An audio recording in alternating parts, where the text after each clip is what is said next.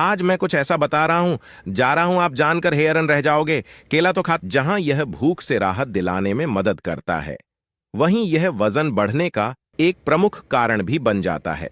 हालांकि एक दिन में आपको कितने केले खाने चाहिए या नहीं खाने चाहिए, इसकी कोई निश्चित संख्या नहीं है, लेकिन प्रतिदिन 1-2 केले पर्याप्त माने जाते हैं। इस समय भूलकर से नहीं खाएं केला। अब हम बात करते हैं कि केला हमें किस समय नहीं खाना चाहिए। बता दें कि सुबह के समय कभी भी खाली पेट केला नहीं खाना चाहिए। इसके अलावा दूध और केले का साथ में सेवन नहीं करना चाहिए, क्योंकि इससे आपका वजन बढ़ने के अलावा पाचन संबंधी समस्या, मतली और उल्टी जैसी समस्या भी हो सकती है।